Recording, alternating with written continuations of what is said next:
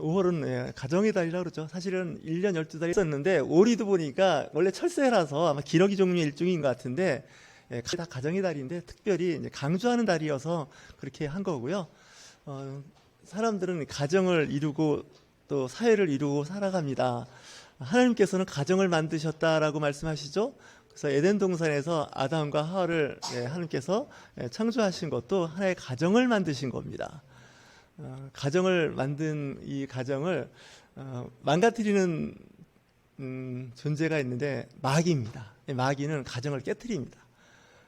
그래서 범죄케 해서 가정을 깨트리는 그런 일들이 있죠. 근데 가정을 이루게 되면 자녀를 출산하겠죠. 자녀를 출산을 하는데 요즘에 그 불임 가정도 의외로 많습니다. 성경에서 이야기하는 두 가지가 있다면 하나는 가정을 이루는 거고 자녀를 낳아서 잘 성장해서 가정과 사회에 필요한 어떻게 보면 사회 구성원으로 양육하는 것이 부모님들한테 맡겨진 그 미션입니다. 그래서 요즘에 그런 얘기 하죠. 자식 농사 뭐 잘 지었다, 뭐 자식 농사 망쳤다 이런 극단적인 표현을 하는데 우리가 과거에 농경 문화에서는 농사라고 할 때 자식도 일종의 농사라고 생각했습니다. 맞죠? 씨를 뿌리고 이제 싹이 나고 잎이 그리고 꽃이 피고 열매를 맺는 삶을 사는 거죠. 성경에서 나오는 그 족장 시대 때부터 지금까지 이야기는 사람들의 이야기입니다. 성경은 하나님의 이야기 같지만 사람을 대상으로 하는 하나님께서 하시는 메시지가 있는 거죠. 하나님께서 우주를 대상으로 우주의 별들을 갖고 말씀하시는 게 아닙니다. 사람입니다. 특별히 뭐 원숭이, 개, 고양이를 갖고 이야기하는 게 아니라 사람을 대상으로 이야기하는 건요. 이 지구상의 주체가 되는 영장류라고 보통 표현도 하는데 사람입니다. 사람이 복을 받아야 동물과 식물이 복을 받는다는 거 아시나요? 사람이 저주를 받으면 이 생태계가 그냥 무너져 버립니다. 우리나라가 이제 경제적으로 잘 살게 됨으로 인해서 산천초목이 우거지고 떠났던 동식물들이 이제 동물들은 들어오고 식물들이 복원되는 것을 보실 수가 있을 겁니다. 제가 어제 비가 온 후에 요 뒤에 그 운유산에 올라갔었는데 거기 새들이 많이 살아요. 꿩도 있고 이제 아마 오리가 있었는데 오리도 보니까 원래 철새라서 아마 기러기 종류의 일종인 것 같은데 갔어야 되는데 안 가고 그냥 정착하고 사는 것 같아요. 이거 뭘까요? 살만하니까 있는 거예요. 살기 싫으면 또 떠납니다. 근데 요즘에 철새 중에 일부 청둥오리하고 일부 철새는 정착해서 사는 그런 동물들이 종종 발견이 됩니다. 사람이 잘 살고 넉넉해지면 산과 들이 복을 받습니다.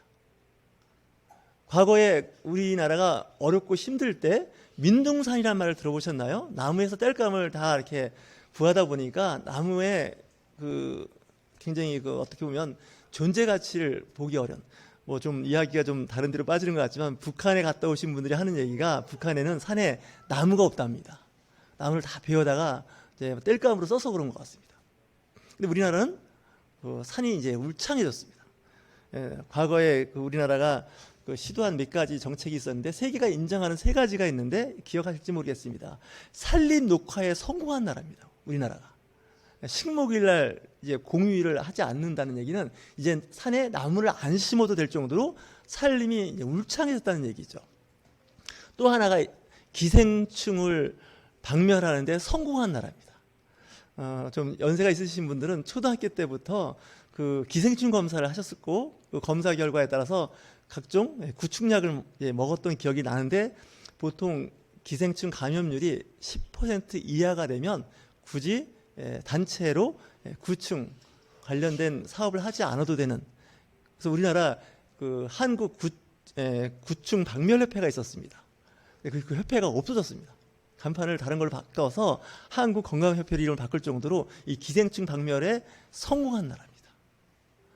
또 하나가 이제 세계가 인정하는 게 있었는데 요즘은 그게 이제 잘못된 정책이라고 하는데 산화 제한에서 성공한 나라로 인정받는 나라입니다. 근데 산화 제한에 성공한 나라가 지금 현재 너무너무 성공한 나머지 인구 감소가 아주 급감하는 그런 나라가 됐습니다.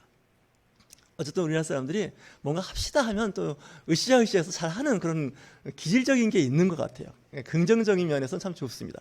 어찌하였건 간에 사람이 하나님께로부터 복을 받으면 동식물이 복을 받습니다. 여러분 교회를 이렇게 보시면 교회를 이렇게 인구 구성원들이 다양하다는 걸 알 수 있을 겁니다. 선교회라고 아시죠? 선교회는 주로 동일한 그 환경에 있는 사람들, 직업이나 사업을 하는 사람들끼리 모여 있는 그런 선교회가 많습니다. 공무원 선교회 들어보셨나요? 있습니다. 공무원 선교회가 있고 또 공무원 중에서도 군인 선교회가 있습니다. 학교 선교회도 있고 다양한 선교가 있고요. 또 특정 직업에 따라서 그 모여지는 그 선교회들이 있습니다. 혹시 내비게이터라고 하는 그 선교회 아시나요? 성경 공부를 해보신 분들은 아실 텐데 이 내비게이터는 말 그대로 선원들이 모여서 예배하고 성경 공부하는 모임이 내비게이터 선교회입니다. 왜 하필 내비게이터일까 이렇게 생각을 할 텐데 이제 선원들은 주로 바다에서 활동을 하게 됩니다. 그러다 보면 교회를 찾아가기가 어렵습니다. 그렇다고 뭐 배 안에 교회를 지을 수도 없고 예배실이라고 있어야 특별히 그 장소를 공간을 정해놓지 않고 소그룹 아니면 그 이상의 그룹이 모일 수 있는 환경이 좀 열악합니다. 그리고 날짜선을 옮겨 다니다 보면 해외로 다니다 보면 미국하고 우리나라하고 시간 차이가 12시간 차이 나지 않겠습니까? 대략 우리는 주일이지만 미국은 토요일일 수가 있습니다. 특히 이 선원들은 배를 타고 다니다 보면 이 날짜선을 항상 옮겨 다니다 보면 시간을 늘 맞춰야 되고 주일이라는 그 성수라는 의미가 좀 굉장히 어려워집니다. 그래서 이제 선원들이 이제 만드는 것이 내비게이터 선교회라 해서 특수한 그 선원들 중심으로 모여져 있는 선교회가 있습니다. 보통 우리나라 교회는 보편적인 일반적인 이런 교회를 이야기하지만 사람들이 꼭 보편적인 삶을 사는 건 아닙니다. 특수한 환경에 놓여 있는 사람들이 의외로 많습니다. 뭐 학원 선교회만 학교를 대상으로 선교를 하는 사람들이 있습니다. 또 어린이를 대상으로 하는 선교회가 있는데 교회는 어린이와 어른이 같이 있습니다. 예수님 때도 사역을 하실 때 보니까 어린아이와 여자, 또한 장애인, 질병을 갖고 있는 사람, 건강한 사람, 부자, 또한 서기관, 바리새인 이런 다양한 사람들이 모여 있는 곳이 예수님의 사역의 특수성이라고 하면 특수성이고 일반성이면 일반성입니다. 근데 어디 가나 이제 어린이에 관련된 이야기가 있을 수 있는데 예수님의 그 사역에도 어린이가 있은 건 분명합니다. 예수님께서 사역하실 때 어린이가 좀 어른들한테는 성가시렸던 것 같습니다. 얼마나 성가시렸으면 이 제자들조차도 어린이를 꾸짖었다라는 얘기가 나오는 겁니다. 조용히 해, 떠들지 마, 가만히 있어, 움직이지 마 이렇게 이제 했죠. 좀 예배 시간에 하긴 좀 민망한 얘기인데 시골에 살다 보니까 그 시골 이렇게 흐미진 그 길가에 이렇게 보면 혹시 뱀 장사라고 아십니까? 뱀 장사, 뱀을 이제 하는데 서울 시내도 있었습니다. 그 88 올림픽 이후에 이제 많이 없었는데 생사탕이라고 있었습니다. 생사탕. 난 생사탕이라서 사탕인 줄 알았습니다. 먹는 사탕. 캔디인 줄 알았더니 생사탕이 살아있는 뱀탕이라는 뜻이에요. 생사탕. 그래서 이제 그 가게에 이렇게 써 있었습니다. 근데 이렇게 생사탕이라서 쳐다보니까 그 쇼 윈도우에 이렇게 보니까 병 같은데 이제 그 뱀이 담아 있지 않습니까? 보도 듣도 못한 뱀이 이렇게 종류별로 있었는데 그 뱀 장사하는 사람들이 그러죠. 그 뱀 장사가 하는 게 재밌지 않습니까? 저도 봤습니다. 지나가다 보니까 뱀 장사 얘기하는데 그 뱀 장사는 항상 하는 말이 있죠. 허리띠를 풀고 뭐 내지는 그 흉내내는 일도 있었는데 어린이는 가 이런 얘기 하죠. 뱀 장사한테는 그 어린이가 고객이 안 됩니다. 그렇지 않습니까? 근데 이제 어른들이 이제 상대로 하는 비즈니스는 비즈니스인데 거리 비즈니스인데 어른은 없고 애들만 있는 겁니다. 뱀 하는 걸 보니까 그때 이제 이런 생각을 해봤어요. 왜 어린이는 이렇게 좋아하지 않을까? 그리고 저희 또 시골 5일장에 과거에 약장사라고 있었습니다. 약장사가 장날이면 이제 사람을 호객 행위를 해서 여러 가지 쇼도 보여주고 사람들을 모으는데 저도 예외는 아니었습니다. 초등학교 끝나면 항상 그 장날을 기억했다가 장날에 가서 약장사가 이제 그 여러 가지 보여주는 것을 보면서 시간을 보냈습니다.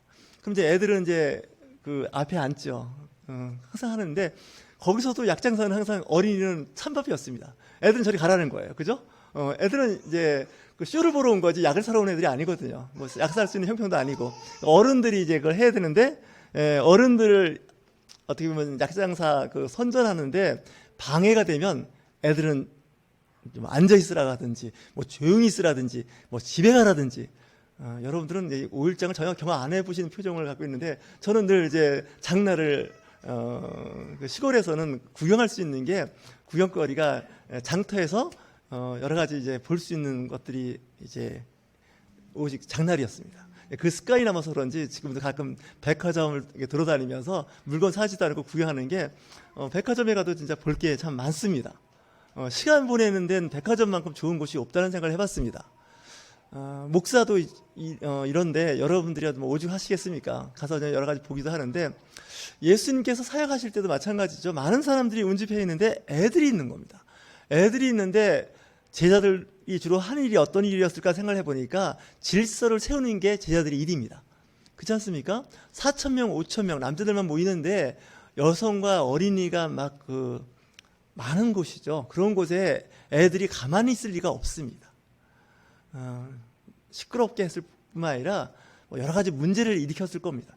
제자들이 참다 못해서 이제 꾸짖는 거죠.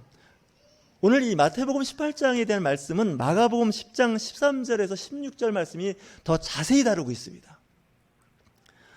사람들이 예수께서 만져주심을 바라고 어린아이를 데리고 오매 이렇게 되어 있습니다.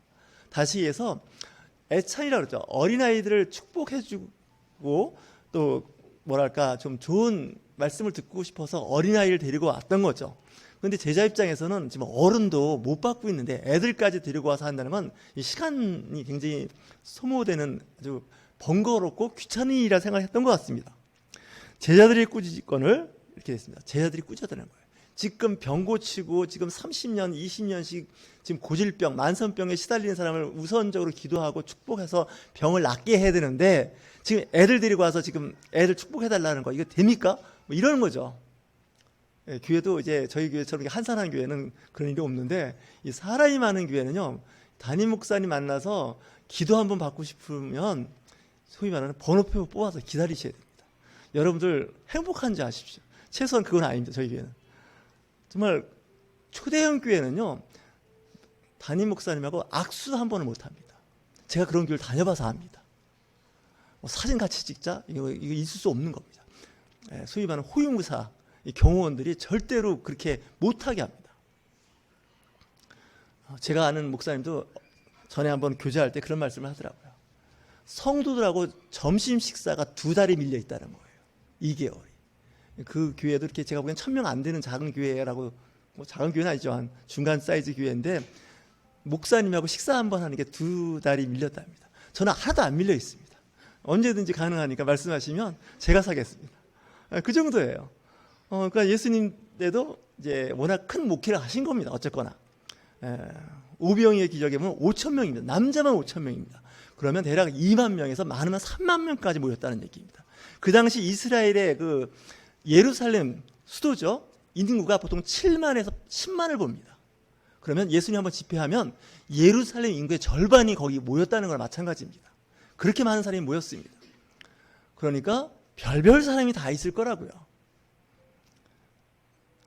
어린이가 이제 그 부모님한테는 정말 내 목숨보다 귀하죠. 나는 기도 안 받더라도 우리 아이 기도해 주세요 하고 들어왔더니 그 중간에서 질서 잡던 제자들이 못하게 하는 거죠. 예수님이 보셨습니다. 노하시어 이르시되, 그러니까 화를 내셨다는 거예요. 왜 어린아이가 오는 거를 못 오게 하느냐 이렇게 얘기한 거죠. 분명히 할 말이 있습니다. 애들 오면요 떠들고 시끄럽고요. 아시죠? 예배 방해되는 거. 그래서 오죽하면 큰 교회는요 어린이 예배를 따로 공간을 만들어서 주일 학교를 따로 운영합니다. 혹시 그런 교회 다녀보셨습니까? 예, 그런 교회는 결코 좋은 교회가 아닙니다. 저희 교회처럼 갓난아기부터 할머니 할아버지가 같이 예배드리는 교회가 좋은 교회지, 이 분리시켜 놓으면요 문제가 발생합니다. 이 한국 교회의 비밀인데 이 영업 비밀인데 제가 오늘 얘기할게요. 이거를 초등학교, 중학교, 고등학교, 대학까지 청년까지 따로 예배를 하잖아요. 대형교회가 되면 우리 교회가 대형교회 안 되기를 주의로 축원합니다. 예. 이렇게 되면 어떤 문제냐면 이 주일날 그나마 가족이 만나는데 그렇지 않습니까? 교회 가서도 따로 예배를 드리는 거예요. 한 교회인데 다른 공간에서 다른 분에 의해서 설교를 듣지 않겠습니까? 그러면 그 아이가 이제 청년이 지나서 아니면 이제 고등학교 졸업해서 어른 예배에 같이 참여를 하게 되면 문제가 발생합니다. 되게 낯선 거예요. 그 어르신들이 가득 있는데 엄마 아빠 뻘 되는 분들이 그 안에 가득 있는 거예요. 교회 그다음부터 안 나갑니다. 한국 교회가 청소년이 없다 자꾸 이렇게 이야기를 하는데 그 시스템의 문제입니다. 초등학교, 중학교, 고등학교, 청년 때까지 같이 교회를 다니면 그런 문제가 없습니다. 어릴 때부터 익숙해진 거죠. 근데 어릴 때부터 분리를 시켜서 어린이는 어린이에 맞는 설교를 듣는다고 하는 건 굉장히 좋은 것 같은데 나중에 같이 합쳐지면 이상해집니다. 혹시 부부 생활하시면서 주말 부부를 해보신 적 있나요?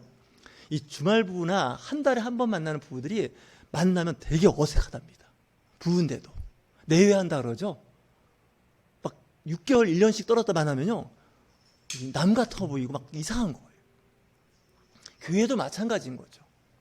어린이와 어른이 같이 교제하고 생활을 하면 문제가 없습니다. 예, 저 같은 경우는 그 중등부, 고등부가 없는 시골 교회를 다녔습니다. 저 같은 경우는. 중등부 때 저 혼자였어요, 중학생이. 고등부 때 저 혼자였어요. 그러니까 중등부, 고등부 추억이 없어요. 초등학교 졸업을 했습니다. 주일학교를 졸업하고 이제 그 보니까 교회가 이제 다 해서 제 기억에 13명이었습니다. 어른만, 할머니. 근데 할머니만 13명입니다. 시골이니까. 중등부, 고등부가 없으니까 어른 예배 같이 드리라는 거예요. 중학교 1학년한테. 근데 제가 지금이나 그때나 좀 성실한 건 분명히 성실했습니다. 안 빠지고 다녔습니다.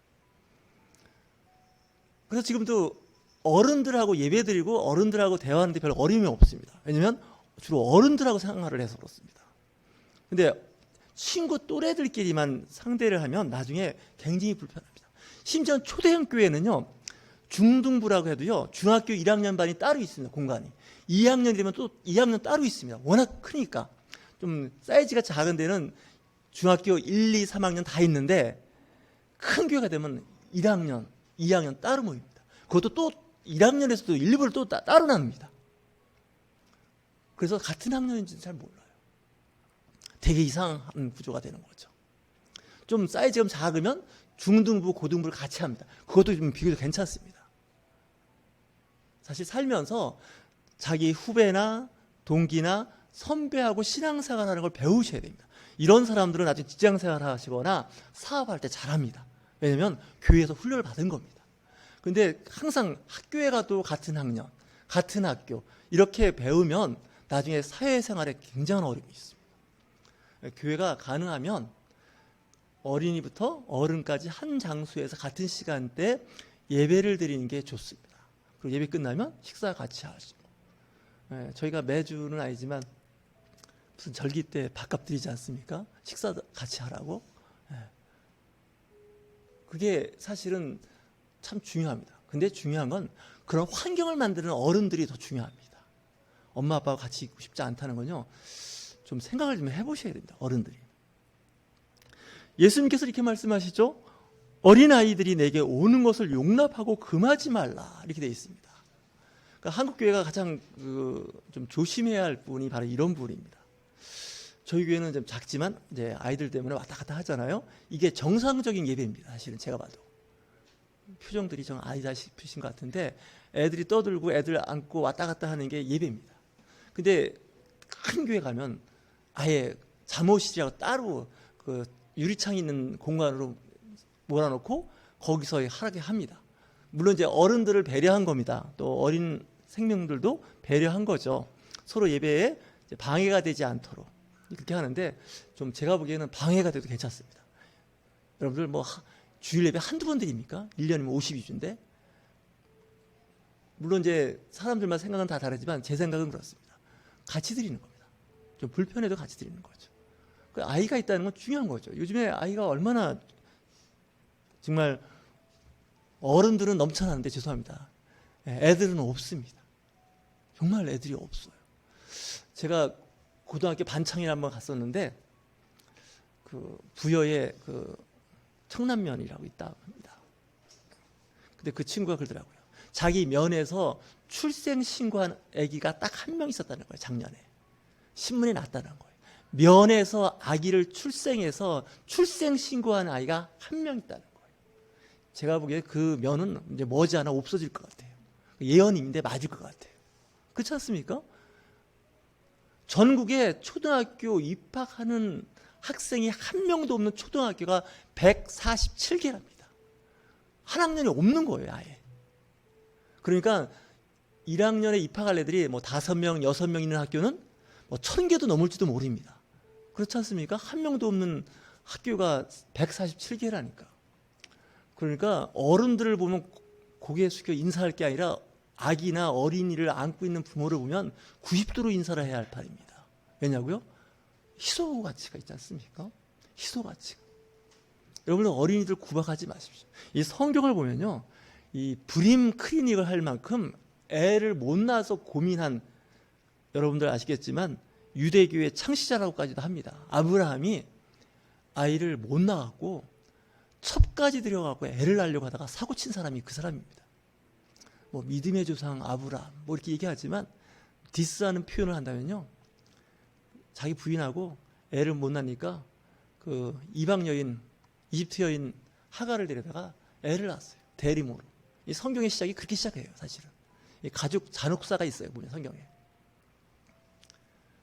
그래서 100세의 아들을 낳지 않습니까? 그 아들 또 이삭은 또 어떻습니까? 40에 장가를 가지고 20년 동안 애가 없어서 60에 쌍둥이를 낳는데 에서와 야곱입니다. 20년 동안 애를 못 낳았으니 뭐 철야기도 안 했을까요? 금식기도 안 했을까요? 요즘 말하면 했을 겁니다. 그 집안은 좀 이상한 집안이에요. 또 야곱은 또 애를 낳아야 되는데 진짜 야곱의 본처는 라헬입니다. 사실 레아가 큰언니니까 첫 번째 부인 같지만 사실은 자기가 정말 결혼하고 싶어서 정말 7년 동안 참을 거 참고 했던 그 여인은 라헬이라는 여자죠. 근데 결혼 사기당했습니다. 유삼촌한테. 이 성경을 보면 거의 막장 드라마예요. 그 할아버지, 아버지, 자기 다 막장 드라마예요. 그런데다가 이제 라헬이 자기 애를 못 낳으니까 또 그 할아버지가 하던 버릇 어디 가게 해주겠어요? 또 첩을 얻어가지고, 첩이 뭐예요? 자기 그 하녀를 데리고 애를 낳아서 애를 낳았어요. 야곱이 이 여자 4명 사이에서 거의 아마 살 맛이 안 났을 거예요. 본인의 의지하고는 관계가 없어요. 그 외가 쪽 일 때문에 일이 크게 벌어진 거예요. 나쁘게 생각하면. 완전히 외갓집 문제예요. 그치? 그 라반의 그 성격도 좀 이상한데 그 딸들도 다 이상해요. 레아와 라헬. 그렇지 않습니까? 냉정하게 한번 보자고요, 성경을. 근데 참 재밌는 얘기가 있습니다. 창세기 30장 1절에 보면 라헬이 자기가 야곱에게서 아들을 낳지 못함을 보고 그의 언니를 시기하여 야곱에게 이르되 내게 자식을 낳게 하라. 그렇지 아니면 내가 죽겠노라. 이 라헬이 성질이 한 성질이 하는 거예요. 그래서 언니는 좀 성품이 좀 괜찮은데 이 라헬은 나 죽겠다는 거예요. 왜 죽어요? 애를 못 낳으니까. 나 애 낳게 하라는 거예요. 당신이 나를 어떻게든 애를 낳으려고 하겠지만 안 된 거 아니냐. 당신이 믿는 하나님한테 얘기해 보라고. 당신이 믿는 하나님. 야곱이 믿는 하나님 있죠? 야훼 하나님. 근데 야곱이 이런 말을 합니다. 이 말 들으니까 별로 이제 부부싸움을 크게 한 겁니다, 사실은. 성경은 2줄인데 부부싸움 대판한 겁니다. 뭐라고 얘기했을까요? 야곱이 라헬에게 성을 내어 이르되, 성을 냈다는 화가 나서 그냥 뭐 어떻게 싸는지는 모르겠지만 성경은 그냥 화를 냈다는 거예요. 화를 냈는데 그대를 임신하지 못하게 하시는 이는 하나님이시니 내가 하나님을 대신하겠느냐. 할 말 없는 거예요. 나 기도했어. 당신 알지? 40일은 아니지만 20일 금식 기도했어. 예를 들면 철회했어. 근데 안 되는 거 어떡하라고. 그러면 또 아내가 가만히 있겠어요? 더 해봐. 작전 기도 다시 해봐. 1000일 기도를 하든지 뭐 1000번째 뭐 이런 얘기 있지 않습니까? 근데 안 되는 거예요. 그래서 야곱이 그런 얘기 하지 않습니까? 내가 하나님을 대신하겠느냐. 하나님이 못하게 하는 거 아니냐, 이런 얘기가 오고 가는 거예요. 무슨 문제 때문에 그래요? 자녀 출산 때문에 그러는 거예요. 여러분들, 우리 교회는 다행히 자녀를 다 출산을 잘 하시는데 예, 우리 교회에 오시면 브림 클리닉은 없습니다. 제 기억에 14년 목회하면서 애 못 낳아서 걱정하는 부분은 없습니다. 근데 또 낳으면 좀 요즘 좀 시세가 없는 아들을 낳습니다. 우리 교회 와서 애 낳는 사람 다 아들 낳습니다. 아들을 낳으셔서 오시거나 딸을 낳아서 오신 건 제 책임 아닙니다. 우리 교회 그전에는 안 다니신 분들이니까 저희 교회 오시면 결혼을 하고 아들을 낳을 겁니다. 왜냐면 그렇게 왔으니까 어쨌거나. 근데 하여튼 이 구약시대 때는 아들을 낳는 경쟁입니다. 아들을 낳아야 되는 거예요. 제가 그런 말을 했습니다. 여자들에게는 그 아들이 권력이라고. 아멘도 아무 말도 안 하시는데 여자한테는 아들이 권력입니다. 이런 말 하면 꼭 성차별한다고 합니다. 딸은 그럼 권력이 아니냐. 아들이든 딸이든 권력입니다. 여성한테는. 그 여자들이 그 출산을 못한다는 건 이 옛날에는 아주 심각한 문제였습니다. 성격 까칠한 거 참을 수 있습니다. 더 심하면 성격 더러운 거 다 용서하면 되는데 애를 못 낳는다는 건 이건 보통 문제가 아니었다는 거죠. 신약에 오면 하나님 나라가 세워질 때 전도로 얘기합니다.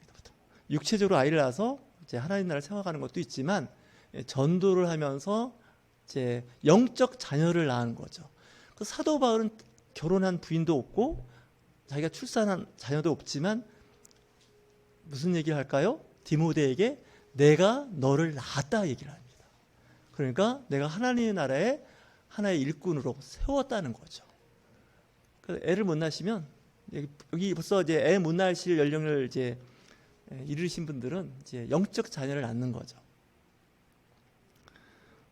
그래서 신약과 구약에서는 이 번성하는 이야기를 할 때 족장 시대 때 하나의 유대 민족, 이스라엘 민족은 이제 자녀를 많이 낳아서 아들을 많이 낳아서 하나님 나라를 세우고 확장되는 게 미션이었다면 신약에 와서는 하나님의 교회입니다. 교회는 두 사람 이상이 모인 곳이 다 교회입니다. 교회가 세워지고 확장되는 메시지가 있다는 거죠. 제가 하는 얘기고 또 한국교회에서 하는 얘기가 그렇지 않습니까? 전도를 못하면 자녀를 많이 낳으라고. 그게 이제 미션입니다. 근데 요즘 사람들은 자녀를 안 낳으려고들 하죠. 어쨌든 성경에 보면 그 자녀 때문에 생긴 문제가 의외로 많습니다. 사무엘상 1장 시작하는 것도 사무엘 선지자가 태어나는 출생에 대한 이야기를 시작합니다. 한나가 첫 번째 시작을 한다는 얘기죠. 여인 이야기입니다. 이 사무엘 상하는요, 여자 이야기입니다. 이 사무엘이 왕을 만드는 킹메이커였죠. 사울 왕을 기름 부어 세웠고, 그리고 다윗 왕을 기름 부은 사람입니다. 사사 시대의 이제 마지막 사사나 마찬가지인데, 이 사무엘이 태어날 때도 그냥 쉽게 태어난 게 아닙니다. 그 엄마 한나가 성전에 와서 늘 기도하며 하나님께 간구해서 낳은 아들이 사무엘입니다. 사무엘이 이제 그 태어나는 배경을 보면 그 아버지가 이제 한나를 굉장히 사랑한 건 틀림없습니다. 분인내라고 하는 첩을 뒀는데 이 첩은 아들을 잘 낳아요. 근데 본처가 애를 못 낳는 거예요. 그래서 이 한나가 아마 라헬처럼 엄청 스트레스 받은 거죠. 그래서 이제 성전에 와서 떼를 썼죠. 그러니까 라헬과 이 한나의 차이는 그 라헬은 남편을 조졌습니다. 쉽게 말하면 남편 보고 애 낳게 해야 된다고. 근데 한나는 교회 와서 하나님 앞에 기도를 했습니다. 어쨌든 둘이 다 애를 낳았죠. 근데 그 남편이 분이나 애를 낳은 첩보다 2배를 더 사랑했는데 위로를 받지 못했다고 성경은 나옵니다. 왜 위로를 못 받았을까요? 아무리 남편이 사랑해주고 교회 목사님이 축복 기도해줘도 뭐가 문제예요? 내 기도 제목이 응답을 못 받았다는 게 더 심각한 문제예요. 지금도 그건 동일한 것 같아요. 내 문제가 더 심각한 거예요. 교회 문제보다. 심지어는 목사님의 메시지보다 더 중요해요. 왜? 내 기도, 내 소망이 이루어지지 않았기 때문에 그래요. 여러분 심각하면요, 교회 이런 거 별 관심 없어요. 내 발등에 불이 더 중요할 때가 많아요. 인정하십니까? 저도 인정합니다. 예, 저도 교회 목사지만 제가 힘들고 어려우면 제 몸부터 생각해요. 사실은 아닌 것 같으죠? 우선순위가 있어요. 한나도 마찬가지. 남편이 아무리 잘해주고 엘리란 제사장이 위로해줘도 위로가 안 되는 거예요. 하나님 말씀으로 위로해도 위로가 안 돼. 왜? 내 기본적인 문제가 해결이 안 되는데. 여러분들 이제 집이 부도 나가고 내지는 뭐 가게가 막 부도가 나고 막 부모가 막 갑자기 막 생사가 오고 가면 주일 성수한다고 와서 앉아 있겠습니까? 응급실에 가 있겠을 거예요. 저는 그래서 그거 뭐라고 안 그래요. 왜 뭐라고 안 그러냐면 제사가 예배가 중요해도 예수님 말씀하신 것처럼 자비와 사랑과 긍휼이 더 중요한 거예요. 우선순위. 이렇게 얘기하면 태클 걸 사람들이 계실 것 같은데 저는 그렇게 생각해요. 우선순위가 있어요. 하나님께 예배 안 드렸다고 하루에도 불 떨어지지 않아요. 근데 내가 그 시간에 응급실에 가서 어떤 위기의 상황을 해결 안 하면 안 될 때가 있어요. 사실은. 그러니까 좀 기독교인들이 좀 열린 마음이었으면 좋겠어요. 답답하지 않았으면 좋겠어요. 기독교인들 특히 뭔가 근본주의자라고 표현도 하는데 아주 보수적이고 굉장히 열심히 하는 사람들 가보면 심지어는 악해 보여요. 하나님의 사랑은 그 안에 하나도 없어요. 제가 보기에. 율법에 꽉 잡혀 있는 거죠. 하나님 되게 잘 믿는 것 같은데 그거 아니에요. 성경을 자세히 보면 그렇게 얘기하고 있지 않아요. 사무엘이 태어나면서 그 가정이 회복이 되는데 한나가 이렇게 기도하죠. 2장 1절입니다. 한나가 기도하여 이르되 내 마음이 여호와로 말미암아 즐거워하며 내 뿔이 여호와로 말미암아 높아졌으며 내 입이 내 원수를 향하여 크게 열렸으니 이는 내가 주의 구원으로 말미암아 기뻐함이니라. 아이를 낳았는데 내가 구원받았다는 거예요. 그러니까 아기가 나의 구원이 됐다는 얘기예요. 이 성경에는 구원이라는 표현이 좀 다르게 표현이 됩니다. 영혼 구원도 구원이지만요, 육체적으로 질병이 치유된 것도 구원이라고 예수님이 말씀하셨습니다. 그리고 자녀를 통해서 자기가 기쁨을 회복한 것도 구원이라고 그래요. 내가 원했던 기도 제목이 있지 않습니까? 그 기도 제목이 응답을 받았으니 하나님께서 나를 구원하셨다는 거예요. 왜? 그 우울증, 그죠? 그 짓눌리는 환경에서 나를 끄집어내줬다는 거죠. 그래서 여러분들 이 구원도 좀 열린 마음으로 받아들이시고 폭을 넓히셔야지 그냥 오직 영혼 구원하다가는 이런 사람들 다 망가졌어요. 그렇게 믿지 않았으면 좋겠어요, 진짜. 되게 충성하고 하나님을 사모하는 것 같은데 뭐가 부족해요. 2% 부족하는 게 아니라 98% 부족할 수도 있어요. 신앙생활 잘 하셔야 돼요. 이 신앙생활 잘못하면요, 가정이 깨지고요, 회사가 망가지고요, 교회가 파탄나는 수가 있어요. 그런 사람 배경에는 다 근본주의자들이에요. 문자주의자들. 완전히 교회를 이상하게 만들어 놓고, 가정을 이상하게 만들어 놓고, 회사 이상하게 만들어 놓고, 자기는 말씀대로 잘 살았다는 거예요. 이게 한국교회의 병폐 중에 하나예요. 이러다가 제가 또 이단 소리 들을까봐 조심스럽긴 한데 상관없어요. 교회 안 크면 뭐라고 해도 뭐라고 안 그러잖아요. 교회가 커야지. 이런 얘기하면 이제 교회 커지는 게 가끔 제가 신경 쓰일 때가 있어요. 그래서 하도 말이 막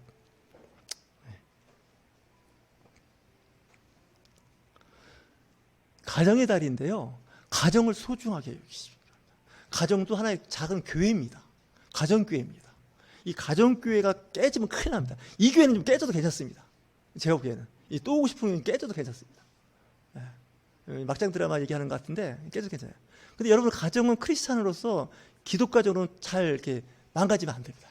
가정교회, 제가 보기에 이 교회는 사람이 만든 것 같습니다. 근데 가정은 하나님이 만드신 거예요. 창세기 에덴 동산에서 가정을 만든 거예요. 이 가정교회를 소중하게 여기셔야 돼요. 교회에서는 싸워도 가정에서는 싸우지 마세요. 심한 말로 하면. 이 가정이 파탄나면 안 되거든요. 불행합니다. 왜? 교회에서 있는 시간은 제가 여러분을 보면 1시간 반이 안 돼요, 일주일에. 근데 가정은 거의 같이 있잖아요, 대부분의 시간을. 가정교회를 파탄내고 교회 와서 찬송합시다 부르는 사람은 한 대 주워박아야 돼요. 진짜 이게 말이 안 되는 거잖아요. 그렇잖아요.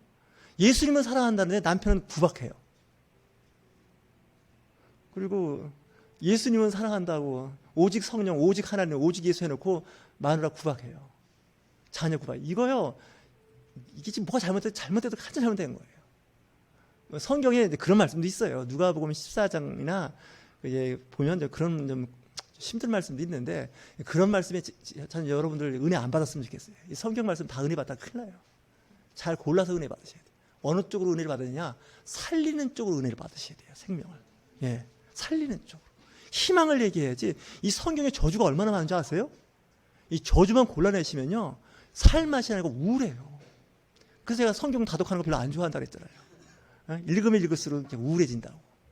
예, 성경은 온갖 이야기를 다 하고 있거든요.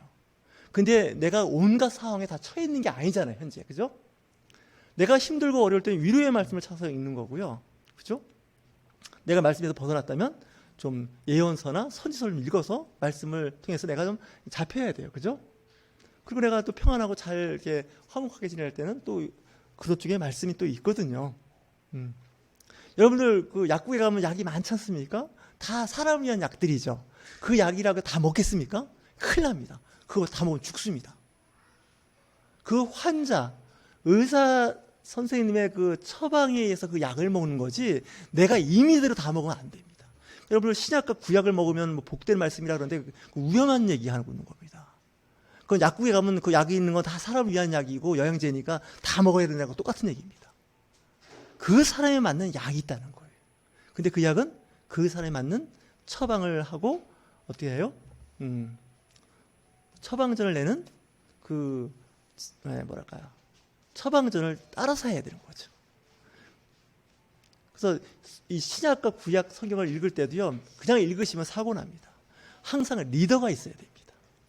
리더가 말씀 공부를 통해서 그 다음에 코칭을 받으면서 성경책을 읽어야지 그냥 20번, 30번, 50번 혼자서 성경 읽으시면 잘하시면 2단 교주도 되는 수가 있습니다. 예, 2단 교주들의 특징이 뭔지 아십니까? 성경을 기본적으로 100독 이상 하시는 사람들이 다 교주가 됐습니다. 예, 성경 100독을 정하신 분들은 잘 들으셔야 됩니다. 교주가 될 수 있다는 가능성을 갖고 보시면 됩니다. 은혜를 받거든요. 성경을 읽으면. 근데 이상한 말씀을 하고 은혜를 받는 겁니다. 성경은 그 말씀이 있거든요. 이단들의 특징이 뭡니까? 성경을 다 꿰고 있다는 거예요. 성경 구절을 많이 암송하고 있어요. 근데 누구한테 코칭을 받은 게 아니라 혼자 읽은 사람들이에요. 심지어 지리산, 뭐 계룡산, 과거에 그런 버전이 있었죠. 그 버전이 지금도 좀 일부에서 통하고 있습니다. 그 신학을 제대로 안 한 사람들의 사고가 그렇습니다. 이단 교주들의 특징이 무엇이 아십니까? 신학교를 안 다녔습니다. 신대원을 안 다닌 사람들, 혼자서 공부한 사람들. 설사 공부를 또 신학대학원에서 공부를 했어도 이상하게 방향을 잡은 사람들이 있습니다. 얘기가 자꾸 길어져서 더 이상 할 말은 없지만 오늘 가정의 달이고 또 어린이날이 처음 스타트하고 어버이날이 두 번째로 오는 가정의 날인데 가정을 잘 회복하십시오. 어떻게 회복하느냐고요? 말씀으로 회복한다는 얘기 하지 마세요. 제발. 뭘로 회복하냐? 돈으로 회복하세요. 못 알아듣었다고요? 돈으로 해결하라니까요. 돈으로. 자꾸 성경 말씀 들이대고 자식들한테 양육시키면요, 꼰대 됩니다. 꼰대. 성경 더 안 봅니다. 교회 더 안 나가고. 성경은 무슨 얘기를 하냐면요, 사랑을 몸으로 손과 발로 실천하라고 한 거지 입으로 얘기하라는 얘기 아닌데, 이 예수 믿는 사람은 다 말로 해요. 저부터 시작해서. 그죠? 그래서 상황을 더 나쁘게 만들어요. 상대방이 필요한 거를 공급해 주셔야지 상대방이 필요하지 않는 거 주면 안 되십니다. 그러니까 좀 지혜를 달라고 기도하실 때 이 성경은 하나의 그냥 기준점입니다. 그냥 기준점이에요. 이 기준점을 가지고 하는 거지, 이 말씀을 적용시킬 때는 잘못 적용시키면 적절한 약이 아닌 약을 처방해가지고 그거 먹고 약 중독 현상이 나타나는 거예요. 이 약 중독이 잘못되면요, 간, 콩팥 다 망가집니다. 회복이 안 될 정도로 망가질 수 있어요. 말씀도 마찬가지예요. 말씀 잘못 읽고 잘못 적용시키면요, 나만 망가지면 괜찮은데 내 주변 사람 다 망가뜨려요. 그리고 그 사람들의 특징이 뭔지 알아요? 나는 말씀대로 살았다는 거예요. 이게 한국교회의 아주 심각한 문제예요. 그래서 지혜로운 사람은 그래서 교회를 안 다니는 거예요. 바보들만 교회 다니는 거예요. 왜? 교회 가면 죽으니까 안 죽기 위해서 교회를 안 다니는 거예요. 근데 우리는 그 사람들 보고 천국 가고 싶으면 교회 오라고. 근데 천국 가기 전에 죽게 생겼는데 어떻게 해요? 냉정하게. 그러니까 우리가 좀 신앙생활을 잘 하셨으면 좋겠어요. 잘 보듬어 주고 이해해 주시고 기다리시는 저와 여러분이실 주님을 축원합니다.